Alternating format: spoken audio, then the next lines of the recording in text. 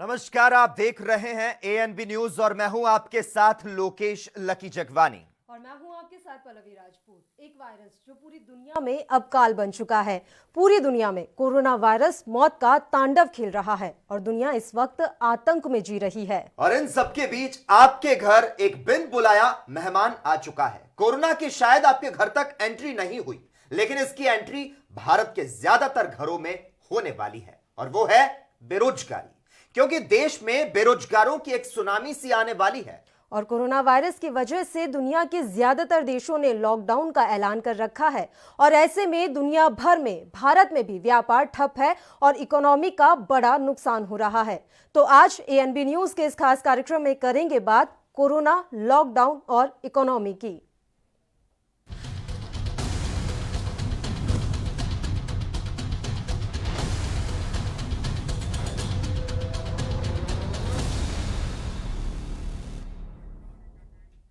Malls, restaurant, बार, hotel सब बंद। विमान सेवा, अन्य आवाजाही के साधनों पर रोक। फैक्ट्रियां, कारखाने सब कुछ ठप। सिलाई, कढ़ाई, नाई, पंक्चर, सड़क किनारे ठेले पर चाट, समोसा, जलेबी बेचकर परिवार पालने वाले हर कोई लॉकडाउन से प्रभावित हुआ है। और इस बीच centre for monitoring Indian economy ने देश में बेरोजगारी पर एक सर्वे रिपोर्ट जारी की है। क्या कहती है ये सर्वे रिपोर्ट, आइए देखते हैं।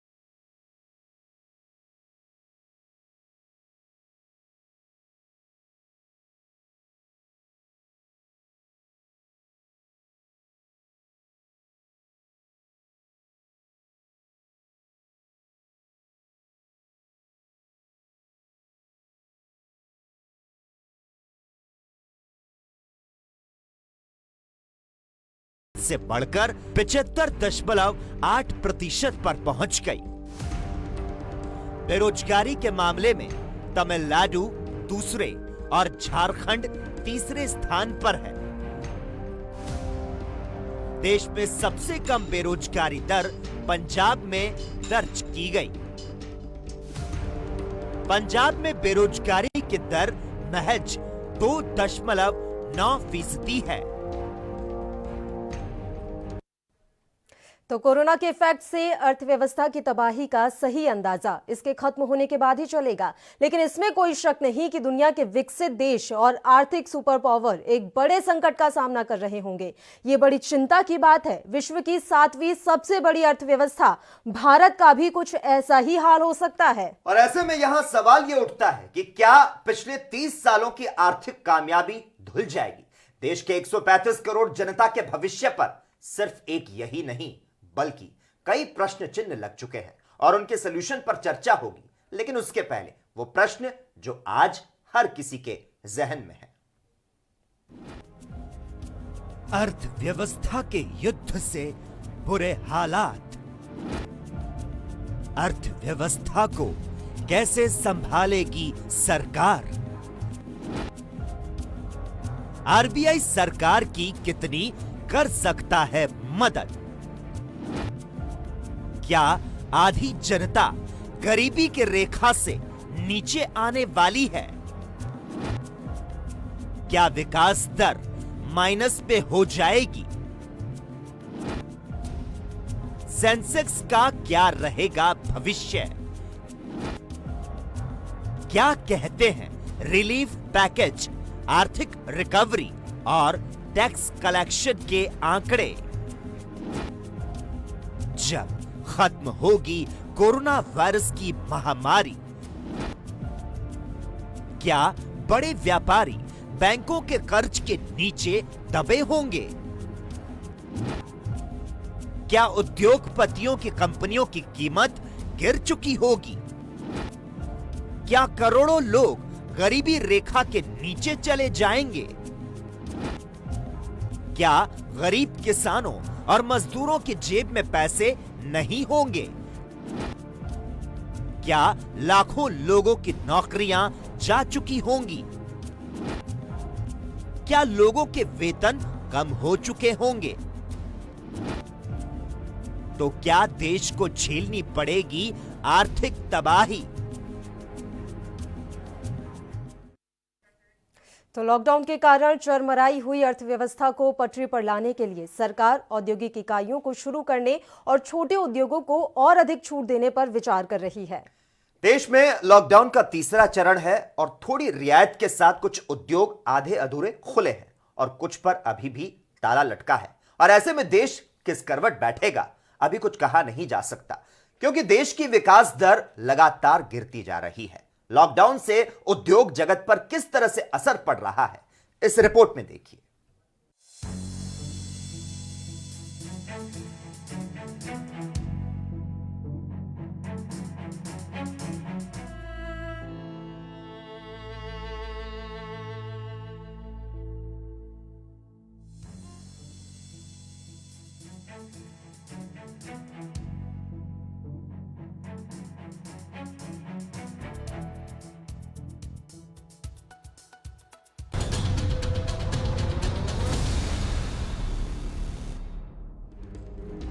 विश्वव्यापी कोरोना वायरस के संक्रमण को देखते हुए देश के प्रधानमंत्री नरेंद्र मोदी ने जनता कर्फ्यू के बाद लॉकडाउन का ऐलान कर दिया।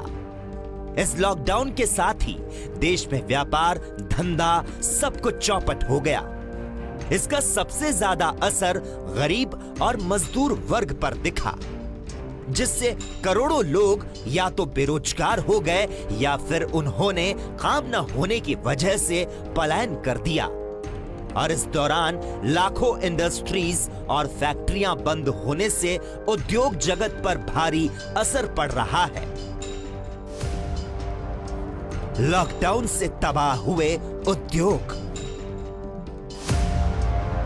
एक रिपोर्ट के मुताबिक अप्रैल महीने में देश में विनिर्माण गतिविधियां रिकॉर्ड निचले स्तर पर पहुंच गई।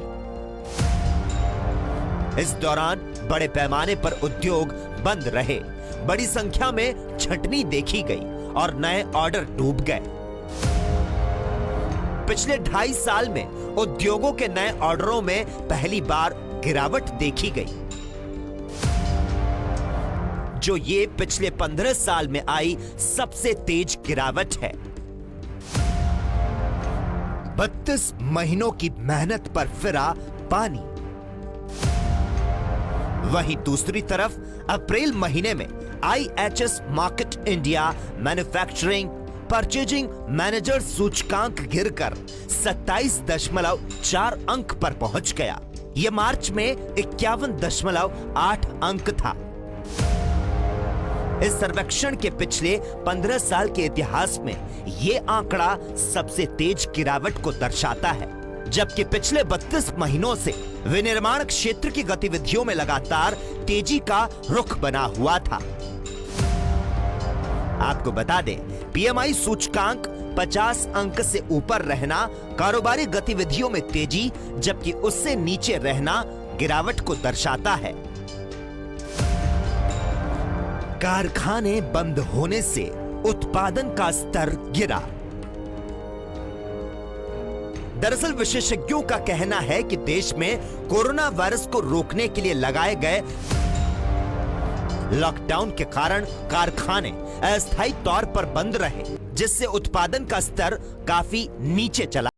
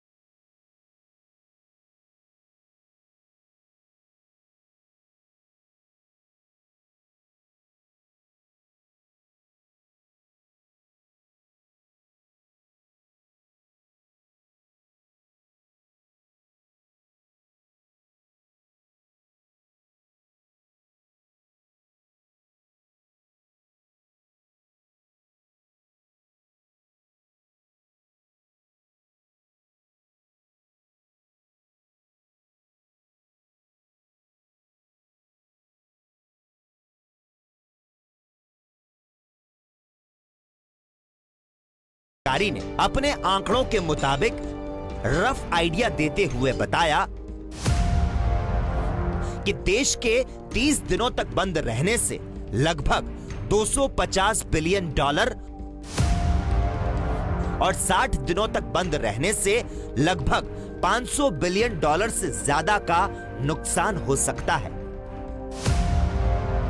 और अगर लॉकडाउन को जल्द हटा लिया जाता है तो वित्तीय वर्ष 2020-21 में इस नुकसान की भरपाई की जा सकती है।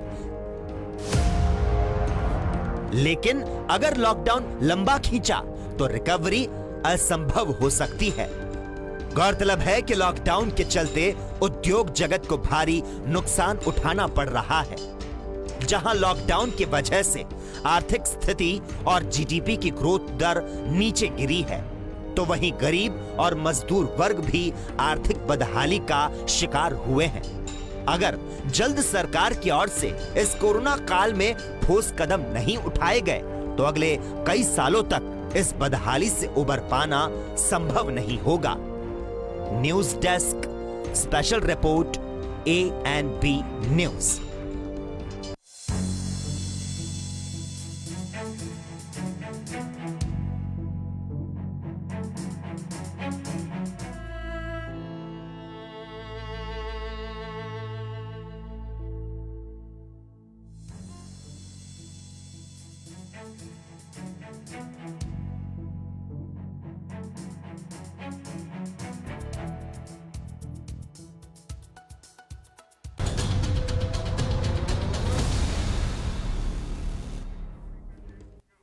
तो इस रिपोर्ट में आपने देखा कि लॉकडाउन की वजह से उद्योग जगत पर आखिर किस तरह से प्रभाव पड़ रहा है। लगातार चर्चा रहेगी। यहां हम छोटे से ब्रेक के लिए रुकते हैं और ब्रेक के बाद कोरोना, लॉकडाउन एंड इकोनॉमी में हमारे साथ कुछ मेहमान भी जुड़ेंगे। जल्द लौट कर आते हैं।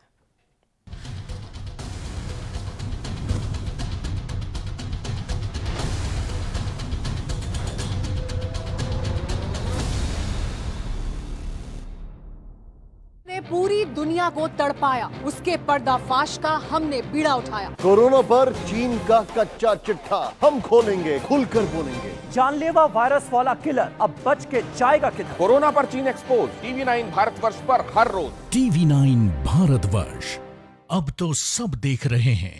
ਕੋਵਿਡ-19 ਨੂੰ ਫੈਲਣ ਤੋਂ ਰੋਕਣ ਲਈ ਲਾਏ ਕਰਫਿਊ ਕਾਰਨ ਦੇਸ਼ ਦੇ ਹੋਰ ਸੂਬਿਆਂ ਅਤੇ ਵਿਦੇਸ਼ਾਂ ਵਿੱਚ ਫਸੇ ਸ਼ਰਧਾਲੂਆਂ, ਸੈਲਾਨੀਆਂ, ਵਿਦਿਆਰਥੀਆਂ ਅਤੇ ਹੋਰ ਨਾਗਰਿਕਾਂ ਨੂੰ ਵਾਪਸ ਲਿਆਉਣ ਲਈ ਪੰਜਾਬ ਸਰਕਾਰ ਵੱਲੋਂ ਇੱਕ ਉਪਰਾਲਾ ਕੀਤਾ ਗਿਆ ਹੈ। ਜੋ ਵੀ ਸਾਡੇ ਪੰਜਾਬੀ ਭਾਈ ਭੈਣ ਬੱਚੇ ਪੰਜਾਬ ਆਪਣੇ ਘਰ ਵਾਪਸ ਆਉਣਾ ਚਾਹੁੰਦੇ ਨੇ, ਉਹ www.covidhelp.punjab.gov.in ਲਿੰਕ ਉੱਤੇ ਕਲਿੱਕ ਕਰਕੇ ਫਾਰਮ ਭਰੋ। ਲਿੰਕ ਇੱਕ ਵਾਰ ਫੇਰ ਸੁਣ ਲਵੋ, www.covidhelp.punjab.gov.in। हाँ भाई गुरप्रीत पुत्र। हाँ जी पापा जी। www.covidhelp.punjab.gov.in ते जाके अपने अपने फॉर्म भर लो। जी पापा जी, ਅਸੀਂ ਸਾਰੇ ਹੁਣੇ ਫਾਰਮ ਫਿਲ ਕਰ ਦਿੰਦੇ ਆ। ਆ ਤਾਂ ਸਰਕਾਰ ਨੇ ਬੜਾ ਹੀ ਵਧੀਆ ਕੰਮ ਕਰਤਾ। ਪੰਜਾਬ ਸਰਕਾਰ ਵੱਲੋਂ ਜਨਹਿਤ ਵਿੱਚ ਜਾਰੀ।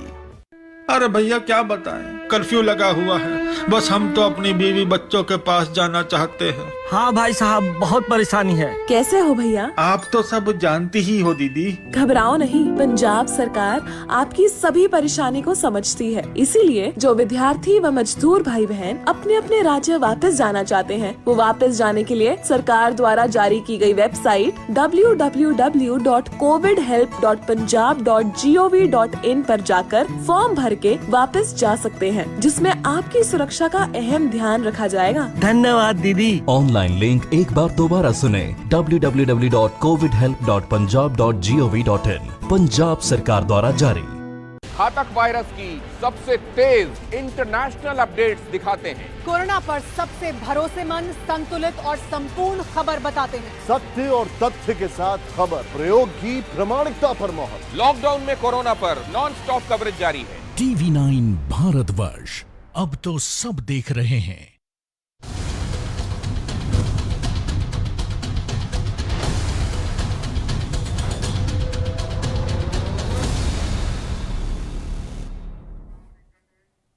ब्रेक के बाद एक बार फिर से आप सभी का स्वागत है और आज हमारे इस खास बुलेटिन में हम बात कर रहे हैं कोरोना के कारण लगाए गए लॉकडाउन के कारण सबसे ज्यादा प्रभावित हुई हमारी देश की अर्थव्यवस्था के बारे में। इस बुलेटिन में हम ये जानने की कोशिश करेंगे कि कैसे अर्थव्यवस्था के पहिए को फिर से पटरी पर लाया जा सकता है और क्या कुछ नुकसान अर्थव्यवस्था को हुआ है कोरोना के कारण लगाए गए लॉकडाउन की वजह से। ये पूरा मामला जो है काफी गंभीर है क्योंकि ये समय सिर्फ ऐसे ही नहीं रहने वाला है। आने वाले समय में हमारे देश को और भी ज्यादा समस्याओं का सामना करना पड़ेगा। अर्थव्यवस्था को लेकर देश के जो हालात बिगड़ने वाले हैं उससे आम आदमी भले ही अभी अनजान हो, लेकिन सरकार के ऊपर इस समय सबसे बड़ी जिम्मेदारी यही है कि किस तरह से अर्थव्यवस्था को संभाला जाए और इसके लिए ये कोशिश भी की गई है। कुछ उद्योग खोले गए हैं, लॉकडाउन 3 में रियायत दी गई है। लकी बिल्कुल, तो कोरोना के इफेक्ट से अर्थव्यवस्था की तबाही का जो सही अंदाजा है वो इसके खत्म होने के बाद ही चलेगा, लेकिन इसमें किसी तरह का कोई शक नहीं है कि दुनिया के विकसित देश और आर्थिक सुपर पावर एक बड़े संकट का इस वक्त में सामना कर रहे हैं।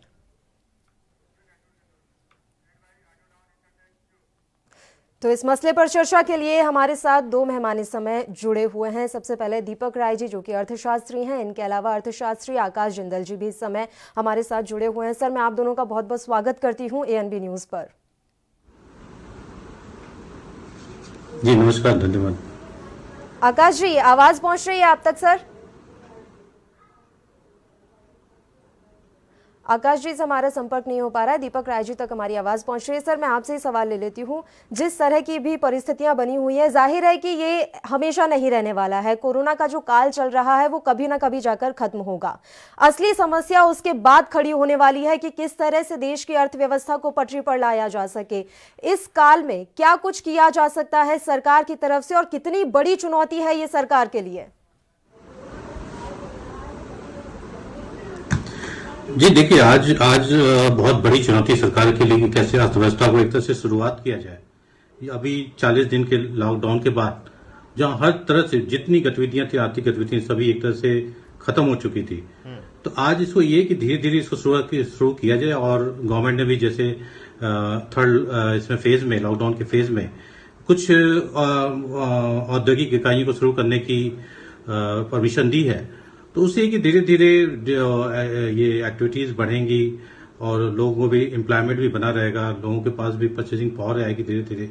तो इससे एक अच्छी पहल है और ये होना चाहिए, क्योंकि देखिए अभी तो ये कब तक ये कोरोना का प्रभाव चलेगा ये पता नहीं है, तो इसलिए धीरे धीरे इनको शुरू करने पड़ेगी। बहुत अच्छी पहल है और इस पर और तेजी से काम होना चाहिए, जिससे कि अर्थव्यवस्था को एक तरह से रफ्तार भी मिले और शुरुआत भी हो। जी आकाश जिंदल जी, आपके पास आना चाहूंगा, क्या आप तक मेरी आवाज पहुंच पा रही है? आकाश जिंदल जी, क्या मेरी आवाज आप तक पहुंच पा रही है? दीपक राय जी, आपका रुख करना चाहूंगा। विकास का जो पहिया है इस वक्त में थम गया है, जो मजदूर वर्ग है वो कहीं ना कहीं मजबूर नजर आ रहा है। क्या लगता है अर्थव्यवस्था को राहत जो है वो मजदूर वर्ग को आखिर किस तरह से मिलेगी? नहीं, आज देखिए सबसे बड़ी आज प्राथमिकता है कि जीवन बचाया जाए। तो जीवन बचाया जाए, उसके साथ साथ धीरे जो कहते हैं ना कि जान भी होना चाहिए और जान भी होना चाहिए। तो मजदूरों के लिए सबसे बड़ी ये देखिए, गांव में अगर वो माइग्रेट किए हुए, अभी जैसे खबर आ रही थी कि हर जगह से अपने अपने गांव में माइग्रेट किए हुए हैं, तो आज गवर्नमेंट के लिए बहुत बड़ी अपॉर्चुनिटी कि हम विलेज इकोनॉमी पे भी ध्यान दें। अगर वो एग्री बेस्ड इंडस्ट्री बैठा के और चाहे जहां पे लोकल जो जॉब की जो एम्प्लॉयमेंट जनरेट हो सकती है, तो उनको उन लोगों को जो मजदूर है उन लोगों को लगाया जाए वहां पे लोकल लेवल पे, तो इससे बहुत बड़ी राहत मिलेगी। तो ये चीज हम कर सकते हैं। देखिए हर पूरे इंडिया के हर डिस्ट्रिक्ट में, हर गांव में कुछ न कुछ एक विशेषता, एक उद्योग जो है बहुत ही प्रोमिनेंट होते हैं। चाहे यूपी में आप ले लीजिए, भदोही है, वहां पे कालीन उद्योग है, और भी इसी तरह से जहाँ पे खेती कुछ अंगूर की खेती होती है, और भी किसी बेस्ड ऐसी चीजें जो प्रोमिनेंट चीजें हैं, तो उनको हम बढ़ा के हम इनकी जो मजदूर हैं उनको लगा सकते हैं, जिससे उनका जीवन यापन चल सके और अर्थव्यवस्था को भी रफ्तार मिले, शुरुआत हो उसकी। दीपक राय जी, अच्छी चीज है। जी दीपक राय जी, आपसे जानना चाहेंगे, पूरी की पूरी अर्थव्यवस्था को ताला लगा देना ये इतना आसान काम तो नहीं होता। आपको क्या लगता है इस अर्थव्यवस्था को अब आगे किस तरह से संभालना है? ये सरकार के लिए कितनी बड़ी चुनौती हो सकती है?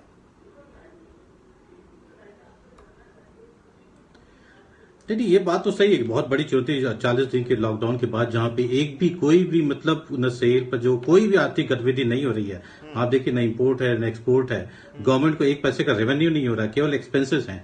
तो ये तो बहुत बड़ा चैलेंजिंग है। जो बफर स्टॉक होता है उसकी भी एक लिमिट होती है, जहां पे इतनी बड़ी डिमांड, इतनी बड़ी इकोनॉमी हो, तो उसको एकाएक बंद होना, उसके बाद जो करना, वो तो बहुत बड़ी मतलब बहुत बड़ी चुनौती होगी भारत सरकार के लिए। लेकिन ये कि जो टाइम से अगर आप देखिए, जब से लॉकडाउन शुरू हुआ तब से जो इकोनॉमिक पैकेज दिए गए छोटे उद्योगों को, चाहे बड़े उद्योगों को, चाहे मतलब ईएमआई भी जो वेव की मोरेटोरियम दिया 3 मंथ्स के लिए, तो उससे भी फायदा मिलेगा कि आप देखिए, कम से कम डिमांड तो बनी रहेगी। जब इकोनॉमी शुरू होती है 40 दिन बाद, तो लोगों के पास पैसे होने चाहिए खरीदने को। केवल एसेंशियल चीजें नहीं, केवल खाने पीने की और भी जो चीजें हैं उसके लिए भी खरीदने के लिए पैसे होने चाहिए, जिससे कि केवल हम चावल दाल पे ही ना अटके रहें, हम आगे बढ़े। नॉन एसेंशियल चीजें की, जैसे कार हुआ, चाहे टीवी हुआ, चाहे फ्रिज हुआ, तो सभी की डिमांड आनी चाहिए, जिससे कि सभी की धीरे धीरे सप्लाई साइड बढ़ती रहे और इससे तेजी से अर्थव्यवस्था में भी तेजी आएगी। दीपक जी, अभी ईएमआई की जैसे आपने बात की, मैं यहाँ से एक चीज़ आपसे समझना चाहूँगी। ईएमआई में भी शर्त ये रखी गई थी कि आप 3 महीने मत दीजिए, लेकिन उसके बाद आपको एक साथ वो ईएमआई जमा करानी होगी। अब सवाल यहाँ पर ये है कि एक साथ बड़ा अमाउंट जमा कराने से मध्यम वर्ग के लिए ये आसान होता है कि वो हर महीने वो ईएमआई जमा करा दे। ऐसे में इसे कैसे देखा जाए कि ये मध्यम वर्ग के लिए राहत की बात थी? नहीं, देखिए, ये कहीं भी ये नहीं कि आपको 3 महीने के इकट्ठे ईएमआई जमा करने की। इन्होंने आप टेन्योर भी बढ़ाया। आप देखिए, अगर 20 साल का कोई लोन है तो उसको 20 साल 3 महीने किया हुआ है जी, तो उस हिसाब से किया गया। ये नहीं कि आपको जैसे ही वो 3 महीने खत्म होता है वो इकट्ठे जमा करना है, ऐसा नहीं है। उसमें एक चीज मैं ऐड करना चाहूंगा कि इंटरेस्ट को वेव ऑफ नहीं किया गया, इंटरेस्ट तो देना ही देना है। बस ये कि उसका जो पीरियड है वो 3 महीने के लिए बढ़ गया है बस लोन। तो क्या ऐसे में ये पॉसिबिलिटीज है कि देश और देश की जो सरकार है वो इस समय ग्रोथ रेट को भूल जाए, जीरो टारगेट कर दे और सिर्फ अभी अपने देश और देशवासियों पर ध्यान दे? नहीं, देखिए, दोनों चीज पे ध्यान देना होगा। आप देखिए कि जो कोरोना का मेरे से जो इम्पैक्ट है वो इतना जल्दी खत्म होने वाला नहीं है। अभी तक वैक्सीन नहीं है। वैक्सीन की जो बात आ रही है कि हम दिसंबर तक डेवलप होगी, तो इस पीरियड को कैसे वो करेंगे? तो मेरा ख्याल है कि जहां जहां पे वो इसका इफेक्ट नहीं, बहुत कम है, एक भी केसेस नहीं आ रहे हैं, तो जिस डिस्ट्रिक्ट में, तो वहां पे जो इंडस्ट्री तो उसको पहले स्टार्ट किया जाए। क्योंकि देखिए, मेट्रो का एकाएक ओपन नहीं कर सकते। मेट्रो में इतनी डेंसिटी होती है कि जहां भी हम अगर प्राइवेट ये पब्लिक ट्रांसपोर्ट चला दिया तो उससे सोशल डिस्टेंसिंग नाम की चीज तो खत्म हो जाएगी। तो उसके लिए ये कि हम जितने आपसे मैं ये जानना चाहूंगा, जिस तरह से पूरे देश में भारत आर्थिक महामंदी के मुहाने पर खड़ा है, कोरोना, लॉकडाउन और इकोनॉमी की हम बात कर रहे हैं, इतनी एक्सट्रीम कंडीशन में क्या आपको लगता है कि अब आने वाले दिनों में एक और बजट पेश करने की जरूरत है?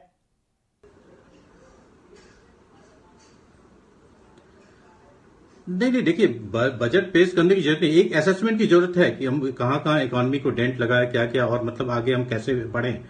तो आज देखिए, मेरे हिसाब से देखिए, जो मैक्रो इकोनॉमिक्स की बात होती है, तो मैक्रो इकोनॉमिक्स आज उतना रेलेवेंट नहीं होता जितना माइक्रो इकोनॉमिक्स होता है। क्योंकि देखिए, आप जहां पे कंटेनमेंट बहुत अधिक है, इसका कोरोना का संक्रमण बहुत अधिक है, तो हम एक्टिविटीज ओपन नहीं कर सकते। जहां पे नहीं है वहां पर, इसलिए हम माइक्रो की इकोनॉमिक्स की तरफ बढ़ना होगा, माइक्रो पॉलिसीज की तरफ बढ़ना होगा।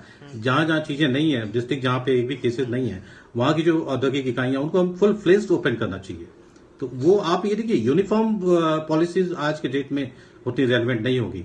पर्टिकुलर एरिया वाइज जो है पॉलिसीज बनानी पड़ेगी, उस हिसाब से करना पड़ेगा। तो आज ये है कि जितनी हम मेहनत करें, आगे बढ़ें, और सबसे बड़ी जो मोदी जी ने कहा है कि हम आत्मनिर्भर बने गांव के पंचायतों से, तो बहुत सही है कि हर लोगों को मेहनत करना पड़ेगा, गांव के लोगों को, चाहे शहर के लोगों को। तो मेरे हिसाब से देखिए, बहुत जरूरी है कि सभी लोगों को सोचना होगा, गवर्नमेंट को भी बहुत एक्टिव होना पड़ेगा। बिल्कुल, आप जिस तरह से कह रहे हैं, गवर्नमेंट को भी सोचना होगा और समस्त जो फैक्ट्री इंडस्ट्री चला रहे हैं उनको भी सोचना होगा। आपसे जानना चाहूंगा, लॉकडाउन 3 के बाद आपको क्या लगता है, भारत की जो तस्वीर है वो किस तरह से होगी? आखिर देश किस तरह से रफ्तार पकड़ेगा?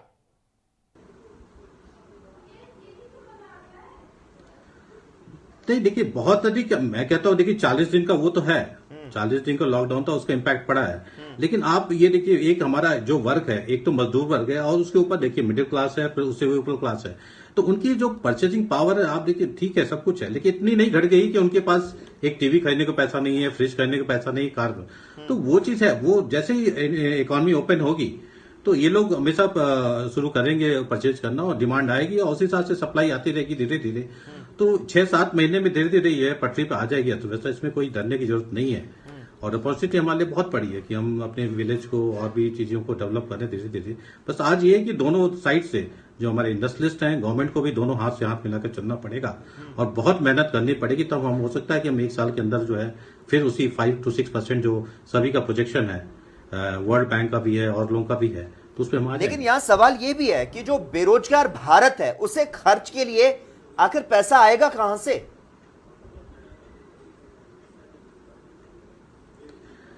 तो बात सही है। देखिए, आज अगर आप 1 महीने का अगर प्रोजेक्शन लेके चल रहे हैं तो आज किसी के पास पैसा नहीं, सही बात तो ये है।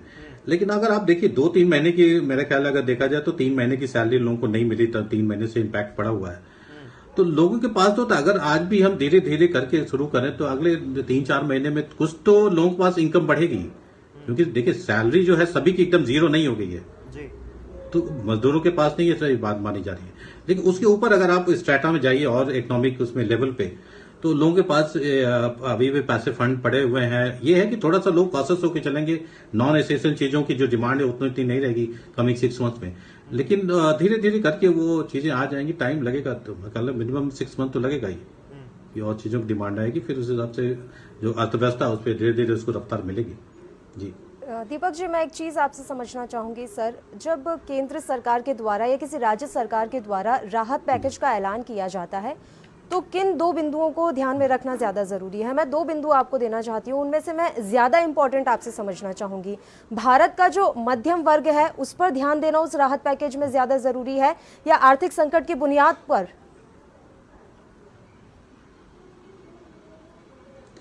नहीं, मेन तो आप देखिए जो डिमांड आती है आज इंडिया का, जो डिमांड जो सबसे दिखाती है मिडिल क्लास से, तो मिडिल क्लास को सबसे राहत देने की जरूरत है। उनके जो सबसे बड़ी चीज है कि जो उनके पास शुरू से रहता है कि वो अपना बजट लेके चलते हैं, एक इकोनॉमिक जो है अपना लिमिटेशन वो बना के चलते हैं कि कोई भी एकाएक कोई संकट आया तो उसको झेल सके। और सबसे बड़ा अगर डिमांड आती है, आप देखिए केवल अगर मजदूर लेवल के उस पर चले तो आप उनके लिए केवल एसेंशियल चीजों की डिमांड आती है वहां से।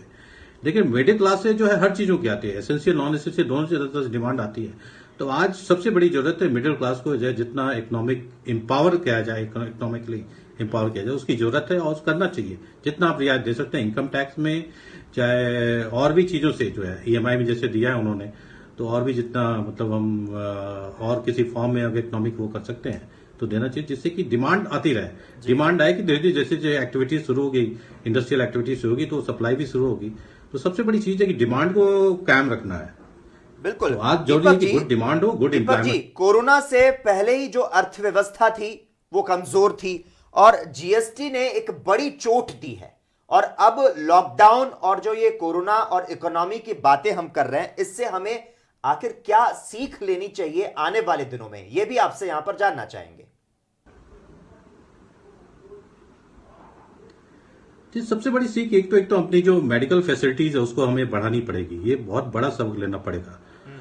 और दूसरी चीज ये है कि देखिए अभी थोड़ा सा ये है कि हमें अपनी जो अर्थव्यवस्था है केवल हम मेट्रो सिटीज पे डिपेंड करते हैं, तो वो चीज कम करनी पड़ेगी। जो ओवरऑल डेवलपमेंट है, हर एरिया का डेवलपमेंट होना चाहिए। आज जो डेवलपमेंट है वो कंसंट्रेट हो गया केवल 4 मेट्रो सिटीज में और 2nd टायर सिटीज में, तो वो चीज हमें कम करनी होगी। जो हमारे माइग्रेंट लेबर आते हैं अर्बन सिटीज में, चाहे अर्बन मेट्रो सिटीज में, वो चीज तो हमें रोकनी होगी। बहुत जरूरी है, शुरू से किया जाए कि ओवरऑल डेवलपमेंट होना चाहिए पूरे इंडिया का।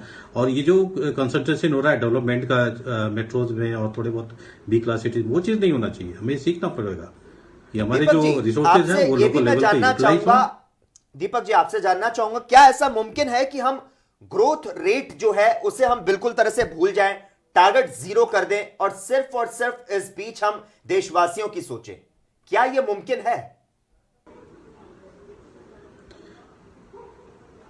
नहीं, देखिए हम भूल नहीं सकते। हमें देखिए एफर्ट तो हमें करना ही होगा, ये तो जान भी बचानी है, एफर्ट हमें इकोनॉमी, देखिए इकोनॉमी अगर नहीं देगी तो फिर हम जान भी नहीं बचेगी, ये तो है ही है।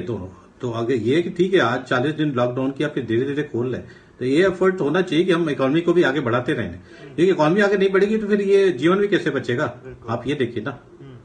बिल्कुल दीपक जी, आपका बहुत बहुत शुक्रिया तमाम चर्चा के लिए। इस समय आप हमारे साथ जुड़े। फिलहाल अन्य मेहमान भी इस समय हमारे साथ जुड़े हुए हैं। RB उपाध्याय जी, अर्थशास्त्री भी हैं, RBI उपाध्याय जी। सर, सबसे पहले आपका स्वागत करती हूँ ANB न्यूज पर।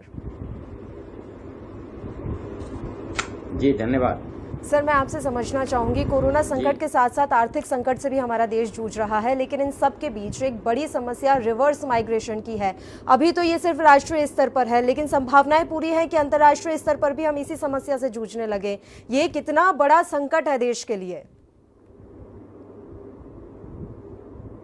देखिए, बहुत बड़ा संकट है। चाहे वो आप राज्यों के हालात देखें, राज्यों में मजदूर कहीं ना कहीं भी ये डिमांड कर रहा है कि मैं अपने घर वापस चला जाऊं जी। उधर देखिए, जो विदेशों में प्रवासी हैं, जो बसे हुए हैं, जो देश के लिए विदेशी मुद्रा लेके आते हैं और देश की उन्नति में अपना योगदान देते हैं, वो लोग भी क्यों, विश्व में जिस तरीके से कोरोना एक महामारी के रूप में फैला है, तो हर आदमी को डर, एक साइकोलॉजी उसकी चेंज हो गई है और वो ये चाहता है कि मैं जितनी जल्दी हो अपने घर चला जाऊं, या जो देश का प्रवासी मजदूर है वो चाहता है कि मैं गांव में चला जाऊं। वो ये मानता है कि भाई गांव में कम से कम भूखा नहीं मरूंगा, और वहां अपनों के बीच एक सुरक्षा का भाव उसके अंदर डेवलप होता है। और इसी के परिणाम स्वरूप आपने देखा होगा कि बहुत सारे लोग, कोई साइकिल से आ रहा है, कोई रिक्शे से चल दिया है, तो उसके देखिए एक कारण नहीं है। एक तो उसको सुरक्षा या असुरक्षा की भावना मेट्रो शहरों में हो गई, और दूसरा जो उसे खाने का जो बंदोबस्त है या जो दवा का बंदोबस्त है, रहने का बंदोबस्त है, वो सरकारें करने में नाकाम रही हैं। और देखिए, इकोनॉमी पे इसका इतना बड़ा इम्पैक्ट आएगा कि अब कुछ राज्यों ने टर्न बैक करना शुरू कर दिया है। उन्होंने कहा कि नहीं, हम लेबर को नहीं जाने देंगे। मानिए सपोज करिए आपको इंडस्ट्री शुरू करनी है, कंस्ट्रक्शन शुरू करना है, तो आप किस तरीके से करेंगे? आपके पास लेबर नहीं होगी, तो उस लेबर को लेकिन कुछ राज्य सरकारों द्वारा ये भी कहा जा रहा है, वो अपने मजदूरों को अपील कर रहे हैं कि आप कहीं मत जाइए, इंडस्ट्री फिर से भी खोलेगी। हम यह बात कर रहे हैं, अगर जिस तरह से बेसिक इंफ्रास्ट्रक्चर की बात करें वो अगर कमजोर है, तो उसे ठीक करने की स्थिति में हम जानना चाहेंगे कैसे आया जा सकता है इस लॉकडाउन के बाद। देखिए, प्लानिंग और इम्प्लीमेंटेशन दो चीजें होती हैं, लेकिन हम देख रहे हैं हमारे यहाँ बहुत सारी चीजें बिना किसी प्लान के, एक की भी, चाहे आप नोटबंदी ले लें, जीएसटी ले लें, और उसके बाद में आपने लॉकडाउन का देखा कि बिना किसी तैयारी के और हमने लॉकडाउन अनाउंस कर दिया। ये भी किस तरीके से होगा, किस तरीके से लोगों को व्यवस्थित तरीके से घर पहुंचाया जाएगा, कहीं कोई प्लान नहीं था। जैसे जैसे पोजीशंस आती गई, आप देखेंगे हमने फेस की और उसमें प्लान बनाना शुरू किया, और अफरा तफरी जब कोई प्लान बनता है तो वो फुल प्रूफ नहीं होता है। उसी का परिणाम आप देखेंगे कि भी सड़कों पर, चाहे वो आनंद विहार रहा हो, चाहे वो सूरत में मजदूरों का रहा हो, ये सब जो अफरा तफरी का माहौल जो पैदा हुआ वो विदाउट प्लानिंग था। और हम जो देख रहे हैं कि भी कितनी जल्दी जो इकोनॉमी है इसको दुरुस्त किया जाए, तो देखिए उसके लिए सिक्के के दो पहलू होते हैं। जहां इंडस्ट्रियलिस्ट है वहां मजदूर भी है, तो पैसा आप देके इंडस्ट्री की मदद कर देंगे, लेकिन वो पैसा मजदूर तक कैसे पहुंचे ये सुनिश्चित करना होगा। मैं देख रहा हूं कि आज खाना और राहत सामग्री दुनिया की बट रही है, लेकिन वो फोटो सेशन ज्यादा हो रहा है। एक मजदूर से मेरी बात हुई, बोले साहब 2 रोटी देते हैं, 40 फोटो खींचते हैं, और फिर दूसरे दिन कोई देने नहीं आता। तो ये देखिए, यही हम देखेंगे स्वच्छ भारत के साथ हुआ था कि स्वच्छ भारत अभियान में फोटो सेशन ज्यादा हुआ, तो कोई झाड़ू लेके कूड़ा डाल रहा है, उठवा रहा है, तो ये नहीं है, मन से काम करना होगा। बिल्कुल सर, समस्याएं काफी हैं और इन समस्याओं के समाधान पर ही इस समय ध्यान देना काफी ज्यादा जरूरी है। आपसे लगातार हम यूं ही चर्चा करते रहेंगे, चर्चा इस मुद्दे पर लगातार ऐसी ही जारी रहेगी। आरबी उपाध्याय जी लगातार हमारे साथ जुड़े रहेंगे। फिलहाल यहाँ एक छोटे से ब्रेक के लिए रुक रहे हैं, आप कहीं मत जाइएगा, फौरन हाजिर होंगे।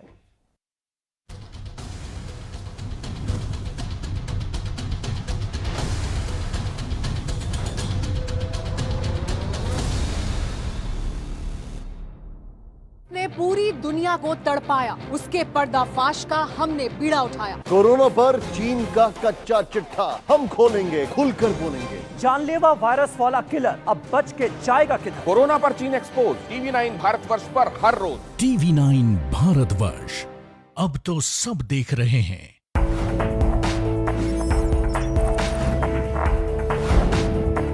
कम ब्रेक और ज्यादा खबरों के साथ देखिए ANP news in channel number पर। घातक वायरस की सबसे तेज इंटरनेशनल अपडेट्स दिखाते हैं। कोरोना पर सबसे भरोसेमंद, संतुलित और संपूर्ण खबर बताते हैं। सत्य और तथ्य के साथ खबर, प्रयोग की प्रामाणिकता पर मोहर। लॉकडाउन में कोरोना पर नॉन स्टॉप कवरेज जारी है। TV9 भारतवर्ष, अब तो सब देख रहे हैं।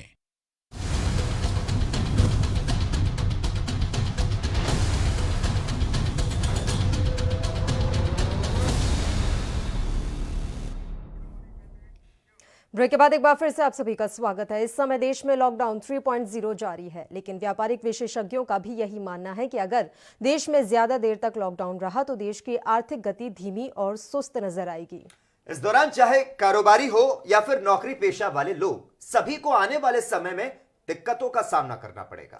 और इसे लेकर इंदौर से हमारे संवाददाता गणेश तिवारी ने बात की व्यापारिक मुद्दों के विशेषज्ञ लखन परशवानी से, और क्या कुछ कहा उन्होंने, आइए जानते हैं। कोरोना वायरस के बढ़ते हुए संक्रमण को देखते हुए देश के प्रधानमंत्री ने 22 मार्च को जनता कर्फ्यू का आह्वान किया था और उसके बाद तुरंत देश में लॉकडाउन हो गया, यानी कि सारे व्यापार और जो भी उद्योग धंधे थे उनको रोक दिया गया, क्योंकि इस संक्रमण से एक ही बचाव है, सोशल डिस्टेंसिंग। इसको मेंटेन करने के लिए सभी ऑफिसों को, सभी कार्यालयों को, सभी उद्योग धंधों को कुछ दिन के लिए बंद कर दिया गया। लेकिन इसका सबसे ज़्यादा जो इफेक्ट पड़ेगा वो इकोनॉमी पर है। कैसे इकोनॉमी डेवलप होगी, क्या दिक्कतें आएंगी, ये सब बारों में बात करेंगे। हमारे साथ में बात करने के लिए मौजूद हैं डॉक्टर मनीष श्रीवास्तव, अर्थशास्त्री हैं। सर, मेरा सबसे पहला प्रश्न आपसे ये है कि बैंकों की क्या स्थिति रहेगी, और जो MSME बैंक हैं जिनका इंटरेस्ट ज़्यादा होता है, कम पीरियड के लिए लोन देते हैं, उनकी क्या स्थिति रहेगी, फाइनेंस सेक्टर की क्या स्थिति रहेगी? कहीं ऐसी स्थिति तो नहीं आएगी कि कई कंपनियाँ क्लोज हो जाएंगी? ये संभावना तो हमेशा बनी रहेगी, क्योंकि अर्थव्यवस्था काफ़ी दिन के लिए बंद है। अभी फिलहाल 45 दिन से बंद है और ये उम्मीद करी जा रही है कि पूरी मई लगभग फिर बंद रहेगी, क्योंकि ये लॉकडाउन मुझे लगता है मई लास्ट तक जाएगा।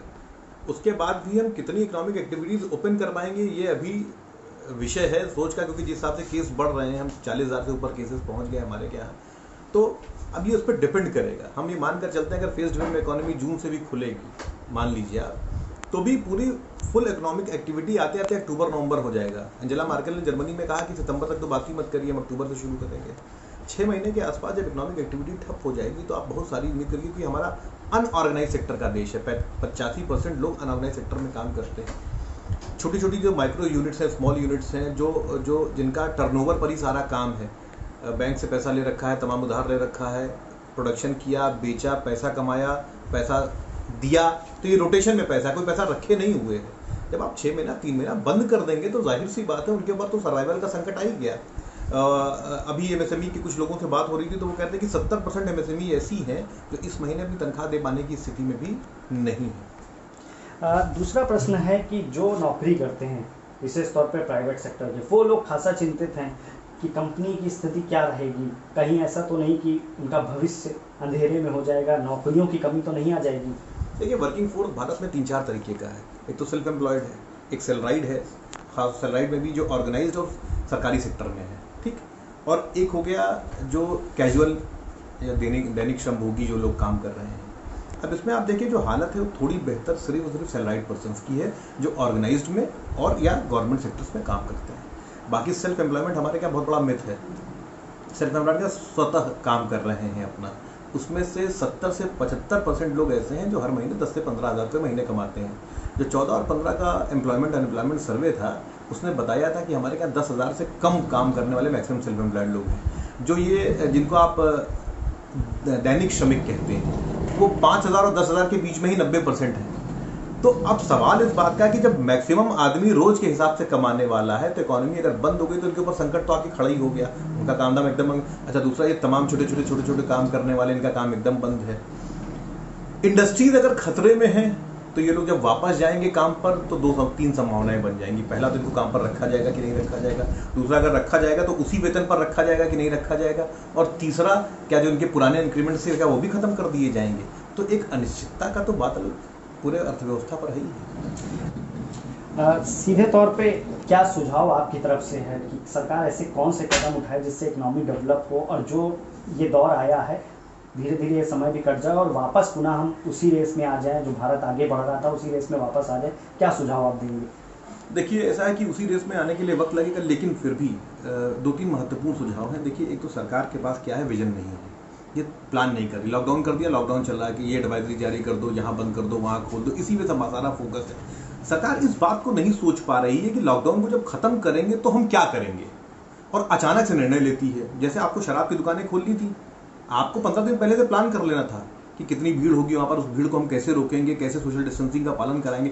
40-45 दिन का लॉकडाउन हो गया, पूरा देश एक तरीके से रुक गया है, और एक आपकी गलती से फिर वापस हम 6 महीने पहले चले जाएंगे और कितने केसेस बढ़ जाएंगे। जो कल शराब की दुकानों पर भीड़ लगी है, पता नहीं कितने कोरोना केसेस आपको 10-12 दिन में दिखने लगेंगे। तो ये कम से कम ना हो। अगर हमारे दिमाग में ये है कि हमको जून से अपनी इकोनॉमी ओपन करनी है, तो आज वक्त है कि पॉलिसीज तय हो जाएं।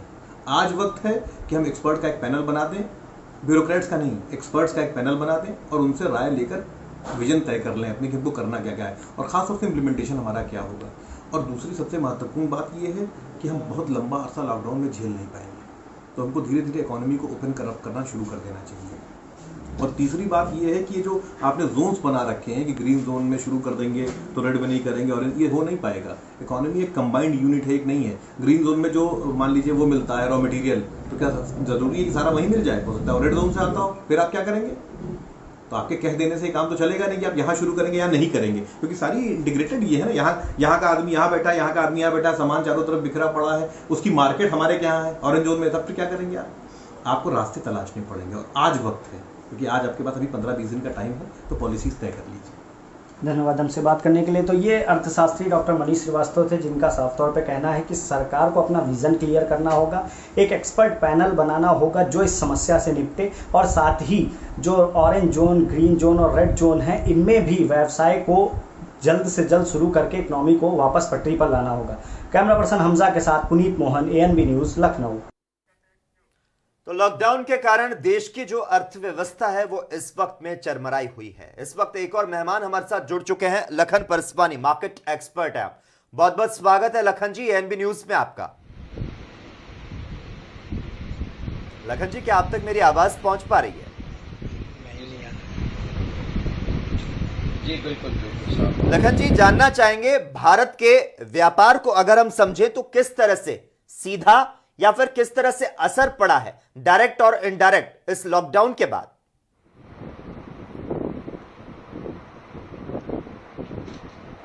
इस समय सर लॉकडाउन के बाद एक्चुअली ये जो लॉकडाउन था, तो अचानक से बिना तैयारी के जो किया गया लॉकडाउन है, उससे पूरा जो व्यापारिक सिस्टम है वो पूरी तरह से गड़बड़ा गया है। कई लोगों ने गर्मी के सीजन की अपनी तैयारी करके रखी थी, जैसे कूलर वाले, फ्रिज वाले, AC वाले, पंखे वाले, यहाँ तक कि अपन छोटे कुमारों की बात कर, उन्होंने मटके सुराई वगैरह वालों तक क्या पता अगर आकलन करें तो उन सब ने गर्मी को लेकर अपने जो व्यापार का स्टॉक करके रखा था वो उनका पूरा का पूरा रखा रह गया, और निश्चित रूप से कहीं इन लोगों को भुगतानों के मामले में विवाद की स्थितियां बनने की पूरी संभावनाएं हैं। इस समय आम जनता से लेकर मैं तो ये कहूंगा कि सरकारें भी इस समय आर्थिक मोर्चे को लेकर अनिश्चितता और असमंजस के वातावरण में हैं। बिल्कुल आर्थिक मोर्चे को लेकर सभी में एक आंतरिक रूप से भय का माहौल सा है। लखन जी, एक चुनौती इस वक्त में देश में यह भी है कि जान भी और जहान भी। जहान के लिए अर्थव्यवस्था में व्यापार की दृष्टि से, व्यापार के नजरिए से किस तरह से जान फूंकी जा सकती है? देखिए साहब, इसमें जान और जहान और अर्थव्यवस्था को दोनों को अगर अपन कंपेयर करें तो इस समय आदमी अपनी आवश्यकताओं की पूर्ति के लिए कहीं ना कहीं अपने घर से बाहर निकलने को मजबूर है। किसी न किसी प्रकार से वो अपने घर की आवश्यकता की पूर्ति के लिए कहीं ना कहीं निकल रहा है। आप देखेंगे कि कुछ आदमी को कोई जरूरत पड़ रही है तो वो जा रहा है घर से बाहर, तो लोग कई जगह अपन देख रहे हैं सोशल डिस्टेंसिंग के नियमों का पालन नहीं हो पा रहा है। कई जगह मजदूर फंसे हुए, उनको कहीं मालूम पड़ता है कि आज इस जगह से ये बसेस जाने वाली हैं या कई वाहन जाने वाले, तो वहाँ पर वो सोशल डिस्टेंसिंग का पालन नहीं हो पाता। कई जगह छोटी छोटी बस्तियाँ हैं जहाँ पर सामाजिक संस्थाएं या राजनीतिक संगठन वाले लोग जाते हैं राशन वगैरह कुछ लेके, खाना लेके, तो वहाँ भी वो सब सोशल डिस्टेंसिंग की सब धज्जियाँ उड़ जाती हैं। तो जो जान और जहान की अपन बात करें तो कहीं ना कहीं आज आदमी के सामने जान बचाने के साथ साथ रोजमर्रा की जरूरतें अपने पेट के लिए उसको कहीं ना कहीं कुछ जान को हथेली पर रख कर भी कहीं न कहीं निकल के जाना पड़ रहा है। रहा सवाल आर्थिक मोर्चे पर, तो आर्थिक मोर्चे के लिए सब आज भी कई संगठन हैं जिन्होंने शुरुआत में मदद स्टार्ट करी, कहीं न कहीं फिर उनको आर्थिक परेशानियां आई, कुछ लोगों ने बंद भी कर दिया, कुछ लोग अभी जैसे तैसे चला रहे हैं। ये अच्छी बात है इन हिंदुस्तान में कि एक दूसरे की मदद करने का जो जज्बा है धर्म के नाम पर या किसी नाम पर, तो उस तरीके से लोगों तक कहीं न कहीं उनकी खाने का राशन का साधन जो मुहैया हो रहा है, ये बहुत एक अच्छी बात है। बिल्कुल, संकट के इस काल में बस एक दूसरे की मदद करके ही आगे बढ़ा जा सकता है। बहुत बहुत शुक्रिया लखन जी, आप तमाम चर्चा के लिए हमारे साथ जुड़े। आरबी उपाध्याय जी भी लगातार इस समय हमारे साथ जुड़े हुए हैं। अगला सवाल उनसे ले लेते हैं। सर, मैं आपसे समझना चाहूँगी कि जिस तरह की अभी परिस्थितियाँ बनी हुई हैं, उन परिस्थितियों के लिए सरकार ने ये प्लान तैयार किया था कि ऑरेंज जोन में कुछ मार्केट खोल दिए जाएंगे, ग्रीन जोन में कुछ खोल दिए जाएंगे और रेड जोन में फिलहाल किसी तरह की कोई राहत नहीं दी गई है। तो जोन वाइज जो मार्केट खोले गए हैं, क्या ये प्लान वर्कआउट हो सकता है? क्या ये सक्सेस हो सकता है? देखिए, दो चीजें हैं। आपने क्या प्लान किया? मान लीजिए मैं एक इंडस्ट्री चलाता हूँ, एक दुकान चलाता हूँ, तो उसके साथ कई चीजें प्लस होती हैं। देखिए, मान लीजिए माल है कहीं दूसरी जगह से आएगा, या मान लीजिए मैं ये पेन बनाता हूँ तो इसकी बहुत सारी चीजें अलग अलग जगह से आती हैं। अगर आपने पेन की इंडस्ट्री खोल दी लेकिन बाकी सपोर्टिंग इंडस्ट्री नहीं खोली तो वो पेन की इंडस्ट्री काम नहीं करेगी। भाई आपने कि इलेक्ट्रिशियन काम कर लेगा, इलेक्ट्रिक की दुकान आपने खोली नहीं, उसे सामान मिलेगा नहीं, प्लम्बर को सामान मिलेगा नहीं, तो वो कहां से काम करेगा? नहीं काम होगा। एक दूसरे के पूरक चीजें हैं, पूरे सिस्टम को इस सिस्टम के तरीके से करना पड़ेगा। और मैं तो ये कहूंगा कि जो MSME है भाई इस पर विशेष ध्यान दें। देखिए, इकोनॉमी में हमारे क्षेत्र में 29% और निर्यात में, एक्सपोर्ट में 48% योगदान हमारे MSME का है। और MSME में बहुत सारी रोजगार की संभावनाएं हैं जो कि घाटे में चल रही हैं। और देखिए, वो NPA भी 2 से 4% बैंकों का बढ़ेगा। ये भी एक रिपोर्ट है और कंफर्म रिपोर्ट है कि भाई घाटे में कोई भी इंडस्ट्री बहुत ज्यादा दिन तक नहीं चल पाएगी। और उसके बाद आप कहते हैं कि उसे वेतन देना होगा। भाई मेरी जब इनकम ही नहीं है तो मैं वेतन कहां से दूंगा? बिल्कुल, अगर गले में पैसा ही नहीं होगा तो सेठ लोग भी पैसा आखिर कहां से लाएंगे? एक और सवाल आपसे करना चाहूंगा आरबी उपाध्याय जी, वित्त वर्ष 2020-21 की अगर हम बात करें तो वो पहले महीने के लिए जो GST के आंकड़े जो आएंगे, जो जारी होंगे, क्या लगता है इस लॉकडाउन के बाद वो जो आंकड़े हैं कितने बुरे हो सकते हैं?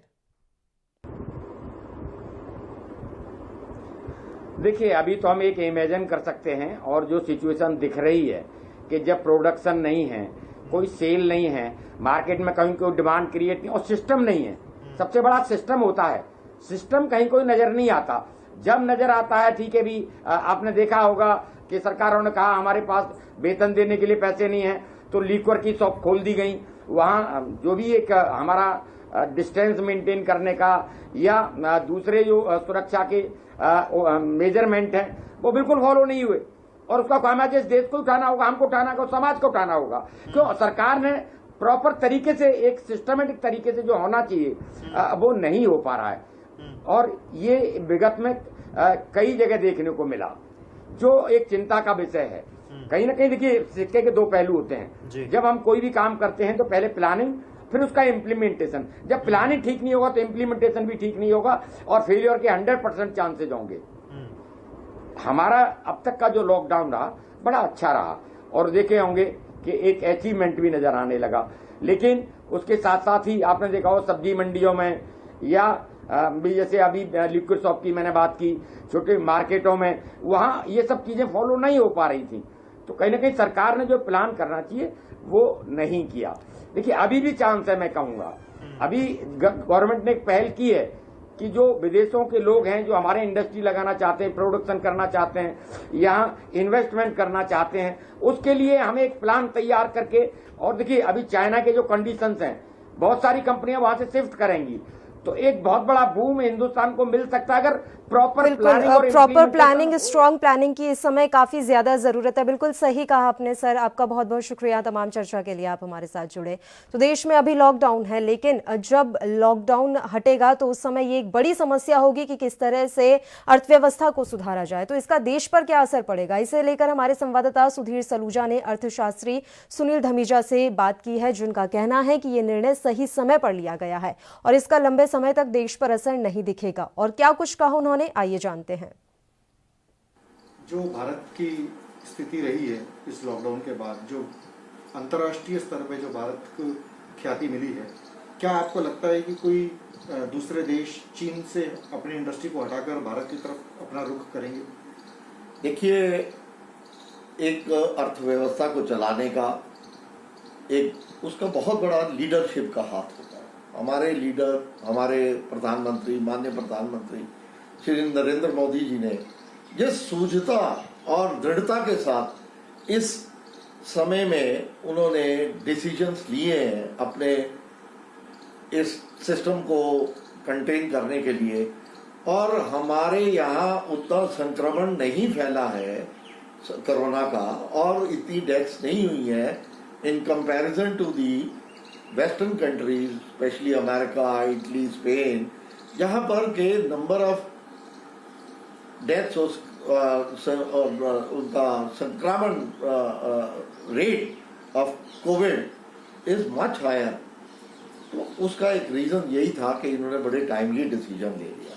तो यही जो एक आदमी की सूझता और लीडरशिप की एक पाथ होता है, दृढ़ता होती है, जिस डिसिप्लिन के साथ उन्होंने करा है उसको सारा संसार आज देख रहा है और वो इस चीज को ये समझ गया है सारा संसार कि हमारे यहाँ इस लीडरशिप के अंडर और भी हमारे ये जो जितने इंडस्ट्रियलिस्ट है और व्यापारी गण है उनकी सूझता को देखते हुए तो उन्होंने वो निश्चय ही वो डिसीजन लेंगे कि जो इंडस्ट्री चाइना में अब अपरूट हो रही है, जो भी पॉलिटिकल और इंटरनेशनल कारणों से, तो नेचुरली अब हमारे यहाँ वो इंडस्ट्री इधर आके स्थापित की जाएगी, अब हो जाएंगे।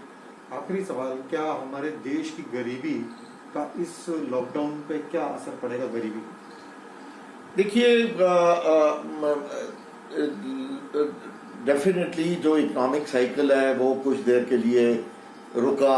अगर हमने साल में मान लो 2 महीने काम नहीं किया तो थोड़ा फर्क तो पड़ता है, लेकिन ऐसा कुछ नहीं है कि भाई वो बहुत लंबे समय तक इसका इफेक्ट आए।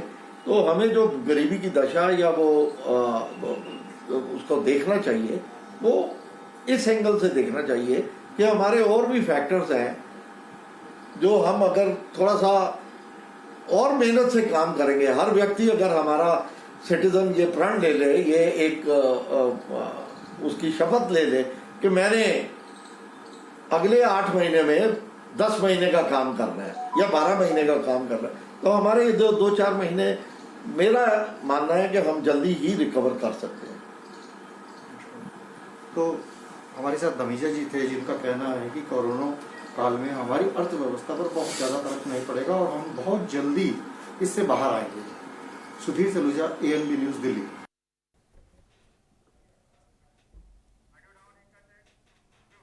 तो कोरोना का जो इफेक्ट है उससे देश के कई सेक्टर्स जो हैं उनमें भारी नुकसान जो है वो देखा जा रहा है। तो कोरोना, लॉकडाउन एंड इकोनॉमी की हम बात कर रहे हैं और इस वक्त एक और मेहमान हमारे साथ जुड़ चुके हैं, प्रभात त्रिपाठी जी, अर्थशास्त्री हैं। प्रभात जी, बहुत बहुत स्वागत है आपका ANB न्यूज में। प्रभात जी, क्या मेरी आवाज आप तक पहुंच पा रही है? प्रभात जी, क्या आप मुझे सुन पा रहे हैं? तो अर्थव्यवस्था के जो हालात बिगड़े हैं उस पर हम चर्चा कर रहे हैं। लॉकडाउन के चलते किस तरह से तमाम सेक्टर्स हैं उनको नुकसान उठाना पड़ रहा है। जहां लॉकडाउन की वजह से आर्थिक स्थिति और GDP की जो ग्रोथ दर है वो नीचे गिर गई है, तो वहीं गरीब और मजदूर वर्ग जो है उसमें भी आर्थिक बदहाली का वे लोग शिकार हुए हैं और जल्द ही इस और सरकार को ध्यान भी देना पड़ेगा।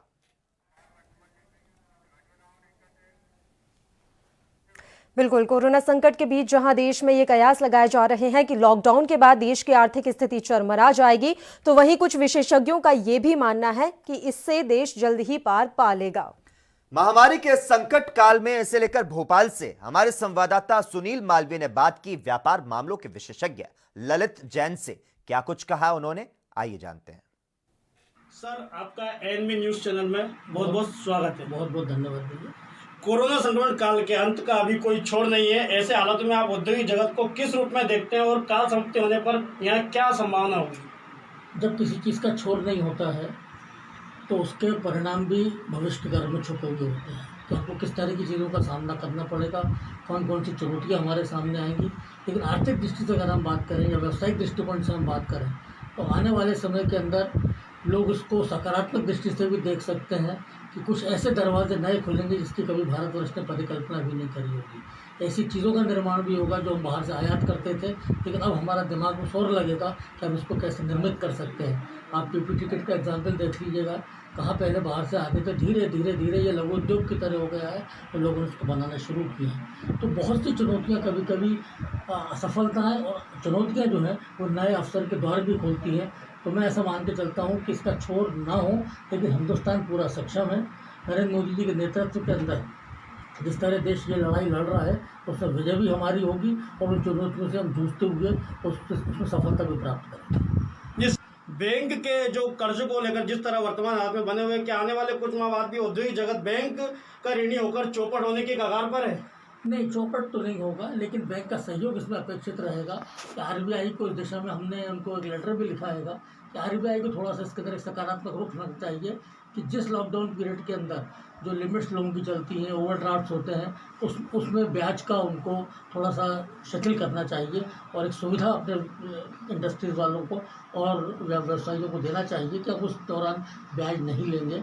अगर आरबीआई चाहे तो ये सुविधा हमारे व्यवसायियों को दे सकती है, तो उनको खड़े होने के अंदर थोड़ी सी आसानी होगी। ललित जी, यहाँ व्यवस्था चरमा गई है पूर्ण रूप से कोरोना संक्रमण काल के रूप में, तो यहाँ स्थिति अब कैसे ठीक होगी?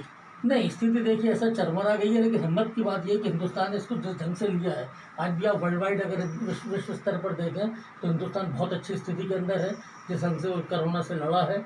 और जो लड़ने की जुनून और जज्बा हमारे साथ है और जो लोगों का सहयोग मिल रहा है, तो स्थिति चरमराएगी बिल्कुल नहीं। थोड़ी बहुत ऊपर नीचे इस तरह के वैश्विक संकट या आते हैं तो ये स्थितियाँ बनती है, लेकिन प्रतिकूल परिस्थिति के अंदर जो लड़के निकले वही तो इंसान होता है। तो हिंदुस्तान, मैं समझता हूँ कि ऐसा जज्बा हिंदुस्तान के लोगों के साथ है, हर सेक्टर से सहयोग मिल रहा है, तो कहीं ना कहीं स्थिति चरमराएगी नहीं, थोड़ी बहुत ऊपर नीचे होगी, लेकिन हम इससे उभर के बाहर आएंगे। हमारे साथ मौजूद थे ललित जैन का सुनिश्चित तौर पर कहना जो आर्थिक स्थिति कोरोना वायरस संक्रमण काल के जो ये चल रहा है, जो वर्तमान काल में इसकी आर्थिक स्थिति वैसे तो कहीं ग्राफ नीचे जा चुका है, लेकिन इस व्यवस्थाओं से या वायरस से हमें ऐसी स्थिति में घबराना नहीं चाहिए और आगे भी अच्छा होगा। कैमरामैन बंटी शर्मा के साथ सुनील मालवीय, एएनबी न्यूज, भोपाल। फिलहाल WHO की माने तो कोरोना संकट का सबसे भयंकर समय आना अभी बाकी है। ऐसे में ये निष्कर्ष निकालना वाकई में कठिन है कि अर्थव्यवस्था का सबसे बुरा दौर क्या हो सकता है। अभी सिर्फ संभावनाएं ही जताई जा रही हैं, लेकिन हाँ, ये जरूर स्पष्ट हो चुका है कि अर्थव्यवस्था जो है अब सुस्ती में जाने वाली है और बेरोजगारी का एक भयंकर संकट हमारे देश के सामने आकर खड़ा होने वाला है। उम्मीद अब बस यही की जा सकती है कि सरकार इस संकट से समय पर पार पाने में कामयाब हो। इसी के साथ इस बुलेटिन में फिलहाल के लिए इतना ही। मुझे दीजिए इजाजत। देश प्रदेश की तमाम ताजा और अहम खबरों के लिए आप बने रहिए एएनबी न्यूज के साथ। नमस्कार।